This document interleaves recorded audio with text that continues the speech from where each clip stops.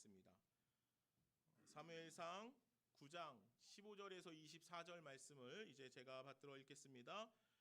사울이 오기 전날에 여호와께서 사무엘에게 알게 하려 하여 이르되 내일 이맘때에 내가 베냐민 땅에서 한 사람을 내게로 보내리니 너는 그에게 기름을 부어 내 백성 이스라엘의 지도자로 삼으라. 그가 내 백성을 블레셋 사람들이 손에서 구원하리라. 내 백성의 부르짖음이 내게 상달되었으므로 내가 그들을 보았노라 하셨더니 사무엘이 사울을 볼 때에 여호와께서 그에게 이르시되 보라 이는 내가 내게 말한 사람이니 이가 내 백성을 다스리리라 하시니라. 사울이 성문한 사무엘에게로 나아가 이르되 선견자의 집이 어디냐 청하건대 내게 가르치소서 하니 사무엘이 사울에게 대답하여 이르되 내가 선견자니이다. 너는 내 앞서 산당으로 올라가라. 너희가 오늘 나와 함께 먹을 것이요 아침에는 내가 너를 보내되 내 마음에 있는 것을 다 내게 말하리라. 사흘 전에 이른 내 암나귀들을 염려하지 말라 찾았느니라. 온 이스라엘이 사모하는 자가 누구냐 너와 내 아버지의 온 집이 아니냐 하는지라. 사울이 대답하여 이르되 나는 이스라엘 지파의 가장 작은 지파 베냐민 사람이 아니니까 또 나의 가족은 베냐민 지파 모든 가족 중에 가장 미약하지 아니하나이까 당신이 어찌하여 내게 이같이 말씀하시나이까 하니 사무엘이 사울과 그의 사환을 인도하여 객실로 들어가서 청한 자 중 상석에 앉게 하였는데 객은 30명 가량이었더라. 사무엘이 요리인에게 이르되 내가 내게 주며 내게 두라고 말한 그 부분을 가져오라. 요리인이 넓적다리와 그것에 붙은 것을 가져다가 사울 앞에 놓는지라. 사무엘이 이르되 보라 이는 두었던 것이니 내 앞에 놓고 먹으라. 내가 백성을 청할 때부터 너를 위하여 이것을 두고 이때를 기다리게 하였느니라. 그날에 사울이 사무엘과 함께 먹으니라. 아멘. 하나님의 말씀입니다. 나를 넘어 하나님에게로 라는 말씀의 제목으로 이 시간 김동우 목사님 나오셔서 말씀 전하실 때 큰 은혜의 시간이 되기를 바랍니다.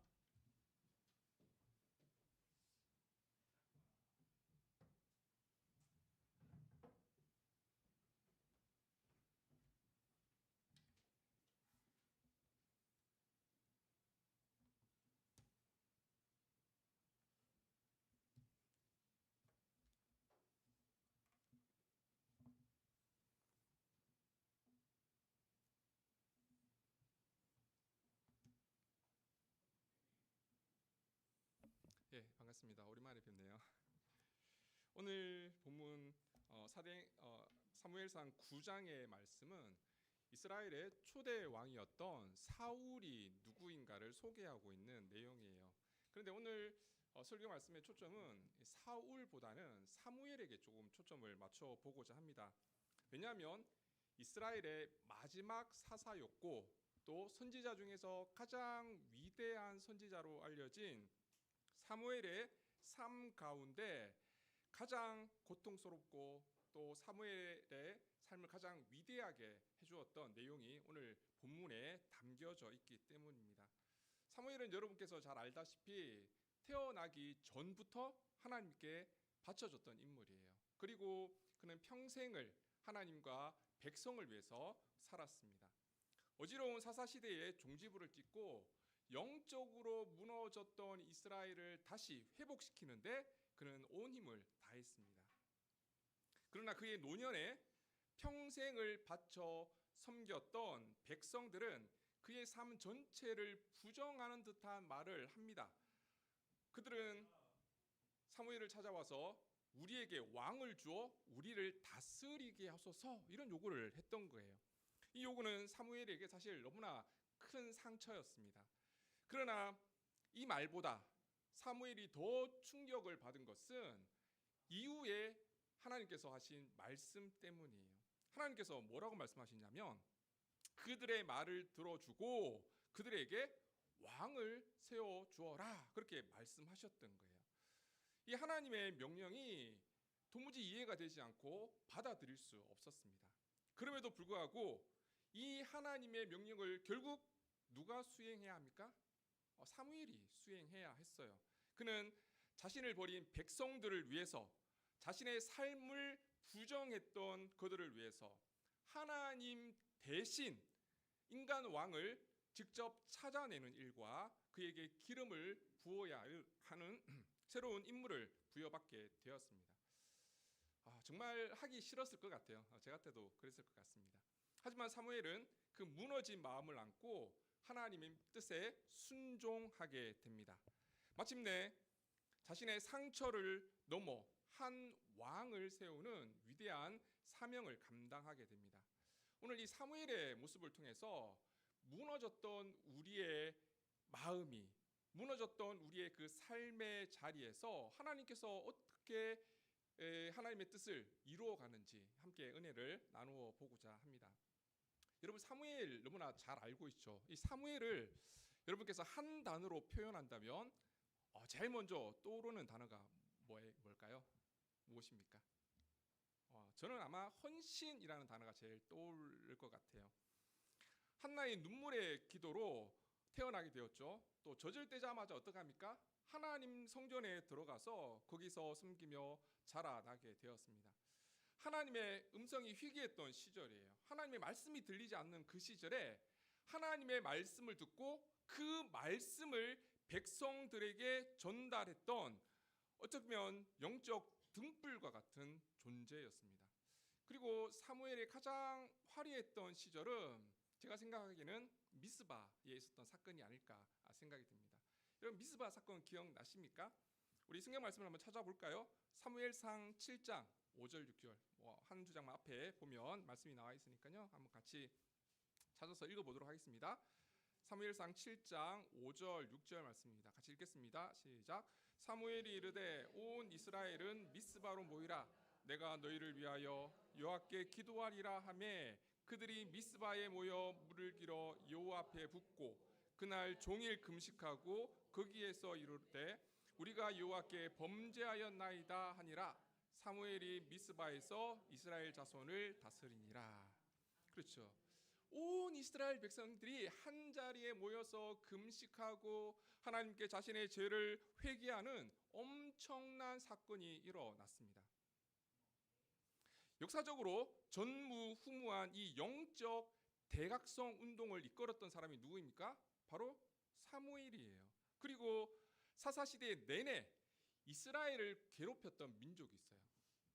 사사기 말씀 또 사무엘상 말씀을 읽다 보면 가장 많이 등장하는 블레셋이라는 민족이 있어요. 그런데 사무엘은 정말 전투력으로 본다면, 군사력으로 본다면 정말 말도 안 되지만 상대가 안 되었지만 기도함으로 하나님의 놀라운 기적을 통해서 블레셋을 무찌렀던 그런 일이 있었습니다. 그것도 어떤 싸움보다는 하나님의 능력으로 기도함으로 얻은 값진 승리였던 거예요. 그래서 블레셋 사람들이 얼마나 놀랐든지 사무엘이 사는 날 동안에는 다시 쳐들어오지 못했던 그런 사건이 있기도 했습니다. 이후 사무엘은 이스라엘 온 땅을 순회하면서 하나님의 공의로 재판했고요. 하나님의 말씀으로 그 모든 지역을 다스리기 시작했습니다. 아마 사무엘이 다스렸던 그 시대만큼 평안하고 평화로웠던 시대가 없었을 것 같아요. 그의 삶은 곧 이스라엘의 역사였고 그의 심장은 언제나 이스라엘을 향한 사랑으로 뛰고 있었습니다. 그는 하나님께서 직접 다스리시는 신정 통치야말로 이스라엘에게 가장 큰 축복이자 영광임을 그의 삶을 통해서 증거했던 사람이었습니다. 그렇게 평생을 바쳤던 사무엘에게 백성들이 찾아와서 내뱉었던 그 말은 그의 심장을 찌르는 비수와 같았어요. 사무엘상 8장 4절 5절 우리 한 장만 더 넘겨서 한번 또 읽어보겠습니다. 사무엘상 8장 4절 5절 말씀입니다. 우리 같이 읽겠습니다. 시작. 이스라엘 모든 장로가 모여 라마에 있는 사무엘에게 나아가서 그에게 이르되 보소서 당신은 늙고 당신의 아들들은 당신의 행위를 따르지 아니하니 모든 나라와 같이 우리에게 왕을 세워 우리를 다스리게 하소서 한지라. 사무엘의 가슴에 빗줄을 꽂았던 첫 번째 말은 당신은 이제 늙었습니다 라는 말이었어요. 이 말의 뜻이 무엇일까요? 이제 당신은 늙었으니 당신의 시대가 끝이 났습니다. 이제 그만 그 자리에서 내려오십시오. 뭐 이런 내용이죠. 나이 많고 늙으면 당연히 내려와야지, 그렇게 생각하시는 분도 계실 거예요. 하지만 사사가 어떤 역할을 합니까? 사사는 죽을 때까지 평생 그 직을 감당하는 것이 사사였습니다. 그런데 살아있는 사사에게 지금 왕을 요구하고 있는 것, 이것은 무엇을 의미합니까? 더 이상 사무엘의 리더십을 따르지 않겠다는 선언이잖아요. 두 번째, 사무엘의 마음을 아프게 했던 것은 당신의 아들들은 당신의 행위를 따르지 않습니다라는 지적이었습니다. 사실 이것은 사실이었기 때문에 더 마음이 아팠을 것 같아요. 자식의 실패가 마치 자신의 실패처럼 느껴졌을 것이고요. 그리고 그 가정의 오점이 그의 공적인 삶 전체를 뒤흔드는 빌미가 되고 말았던 거예요. 그러나 무엇보다도 사무엘의 마음을 아프게 했던 것, 그것은 그 백성들의 요구였어요. 모든 나라와 같이 우리에게 왕을 세워달라. 이것은 단순히 정치 체제를 바꿔달라라는 제안이 아니었어요. 이것은 사무엘이 평생을 바쳐 지켜온 가치, 즉 하나님만이 이스라엘의 유일한 왕이십니다 라는 신앙 고백에 대한 정면 도전이었습니다. 백성들은 하나님의 특별한 통치를 거부했고요, 세상의 방식을 따르겠다 지금 선언하고 있는 거예요. 이 요구 앞에 사무엘은 마음이 무너졌을 것 같습니다. 성경은 사무엘이 그것을 기뻐하지 않았다라고 아주 점잖게 표현하고 있지만 그 원어의 의미는 이렇습니다. 그의 눈에 악하게 보였다. 즉 그는 깊은 분노와 슬픔과 배신감에 휩싸여 있었다는 것을 의미합니다. 그의 평생의 헌신과 삶의 의미를 한순간에 부정당하는 듯한 그런 고통을 느끼게 되었다는 거예요.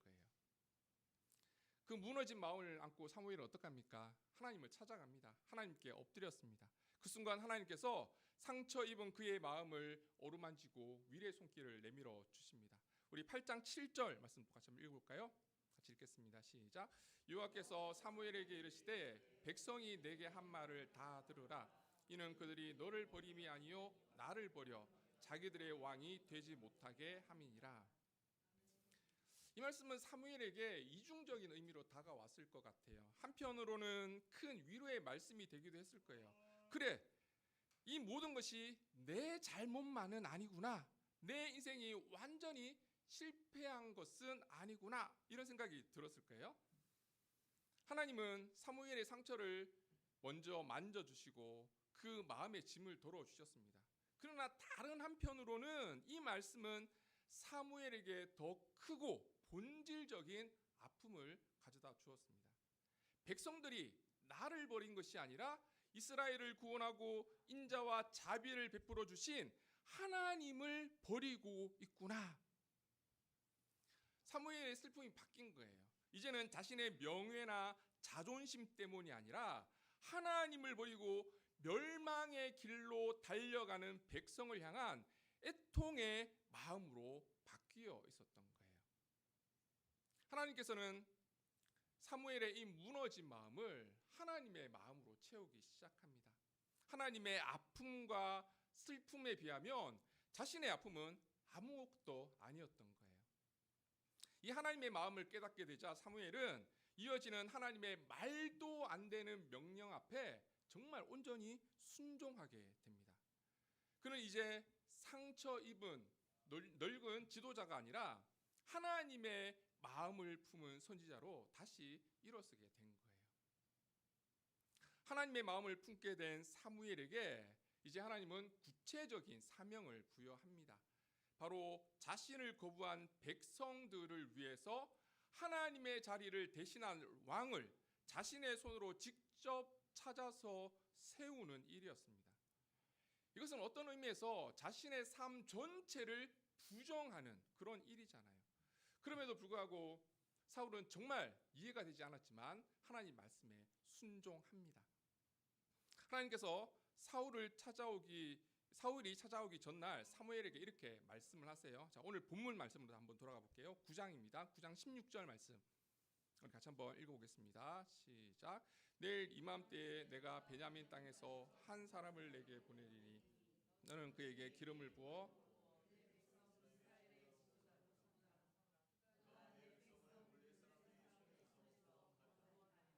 내 백성의 부르짖음이 내게 상달되었으므로 내가 그들을 돌보았느니라.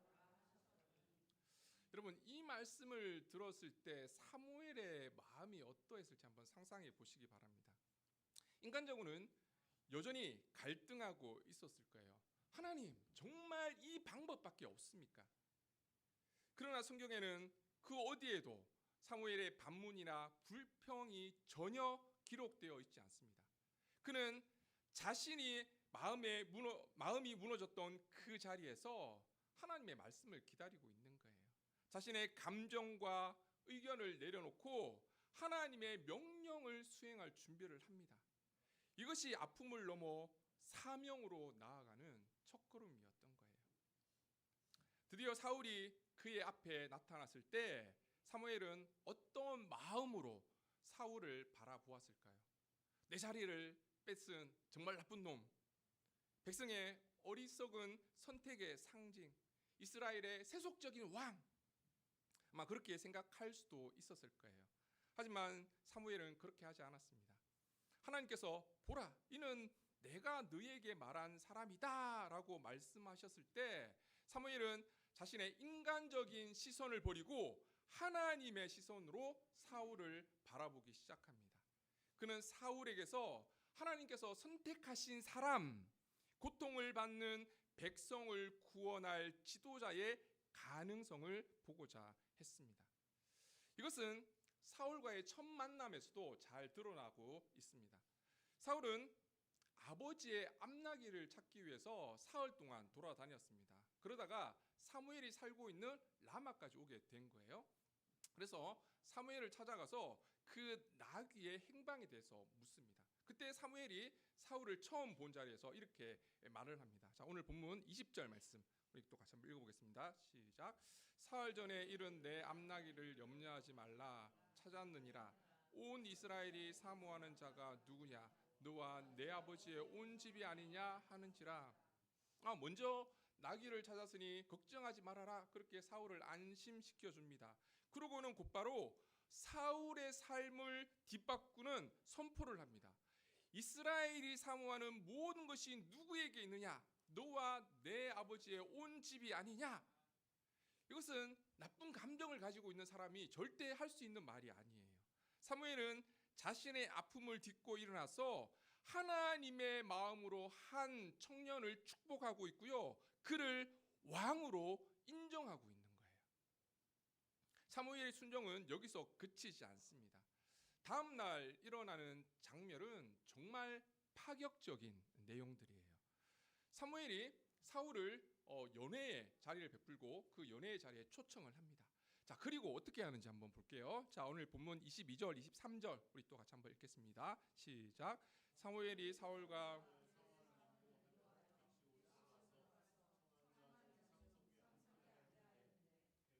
30명 가량이었더라. 사무엘이 요일에게 이르되 내가 내게 주며 내게 두라고 한 말은 그 부분을 가져오라.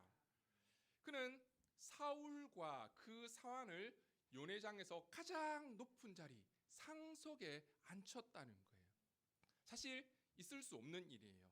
그 상석에는 누가 앉아야 할 자리입니까? 사무엘이 앉아야죠. 이스라엘의 영적 지도자였던 사무엘의 자리였습니다. 그리고 요리사에게 전날 미리 준비했던 가장 좋은 부위의 고기를 가져와서 그것을 사울 앞에 놓습니다. 이 가장 좋은 음식 누구의 것입니까? 사무엘을 위한 것입니다. 그러나 사무엘은 기꺼이 자신의 자리와 음식을 내어주고 자신에게 돌아올 영광과 존귀를 사울에게 돌리고 있는 거예요. 이것은 단순히 손님을 환대하는 차원을 뛰어넘는 것입니다. 사울을 상석에 앉힌 것은 하나님, 이 자리는 제 자리가 아니라 하나님의 뜻을 이루기 위한 자리입니다 사무엘의 신앙 고백이 담겨져 있는 거예요. 이 식탁은 사무엘의 마음이 완전히 무너지는 자리임과 동시에 하나님의 뜻이 온전히 세워지는 거룩한 장소가 되었습니다. 그는 마지못해 순종한 것이 아니고요, 자신의 모든 것을 다해서 하나님의 명령에 순종하고 하나님께서 선택하신 그 사람을 존귀하게 대우함으로써 하나님께 자신이 드릴 수 있는 최고의 예배를 드리고 있었던 거예요. 이것이 바로 하나님께서 기뻐하시는 참된 순종입니다. 나의 감정은 여전히 아프고 힘들지만 그럼에도 불구하고 나의 손과 발과 입술을 움직여서 하나님의 말씀대로 행하는 것, 내키지 않는 그 일이지만 오히려 최선을 다해 온 마음을 다해서 감당하는 것, 이것이 바로 아픔을 넘어 사명으로 승화하는 순종의 모습입니다. 그런데 사무엘은 여기서 멈추지 않습니다.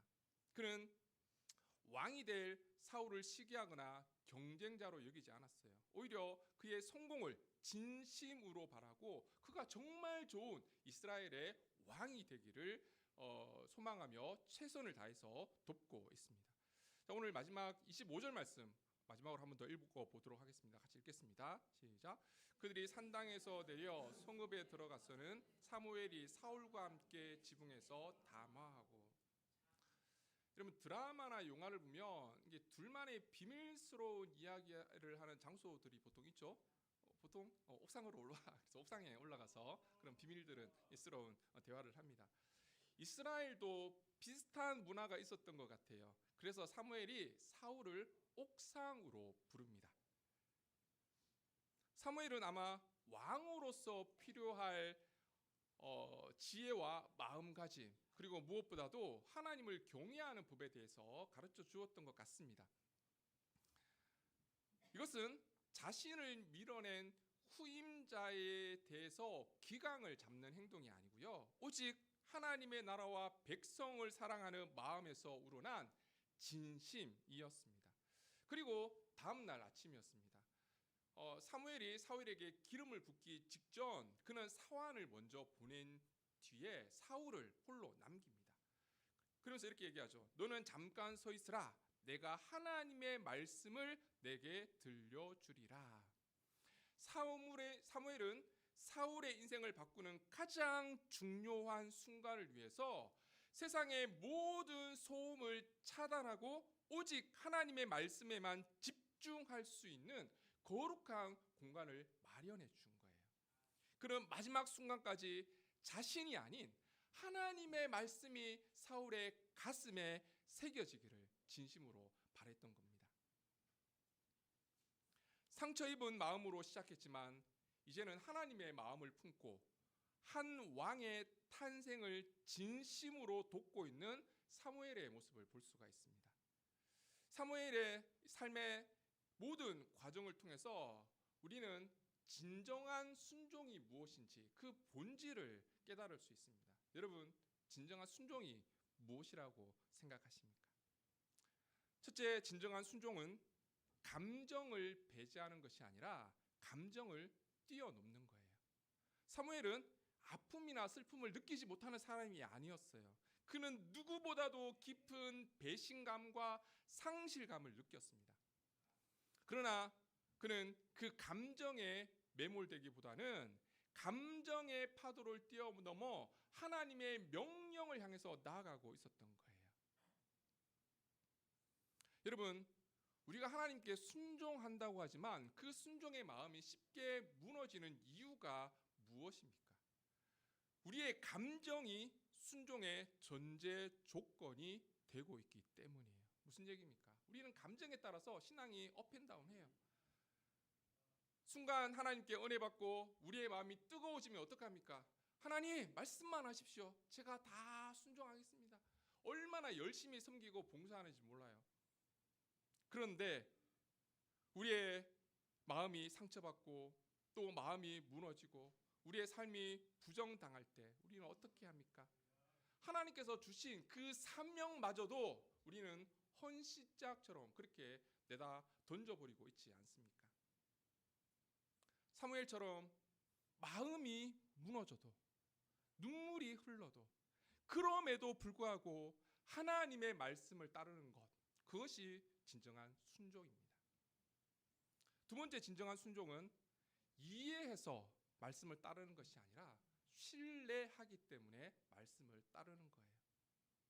사무엘이 왜 하나님께서 굳이 왕을 세우시는지, 왜 하필 사울인지 그 모든 것을 다 이해했을까요? 아니었을 거예요. 그럼에도 불구하고 그는 자신의 이해를 넘어 모든 것을 아시고 모든 것을 주관하신 하나님을 그저 신뢰할 뿐이었습니다. 그는 왜? 라는 질문보다는 누가 말씀하셨는가에 집중했습니다.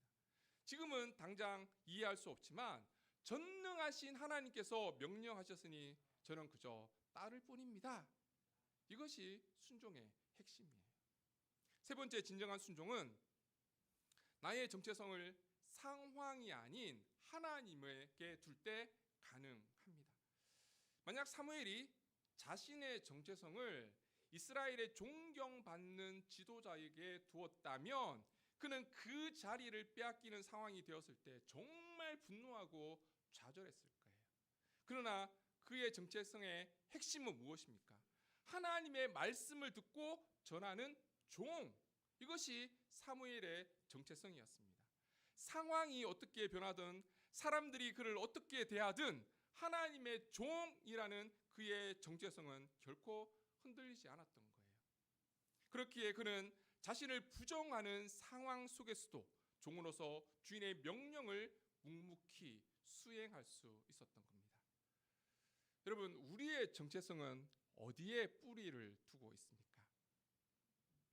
사랑하는 성도 여러분, 오늘 우리는 상처 입은 선지자 사무엘의 위대한 순종의 모습에 대해서 함께 말씀을 나누고 있습니다.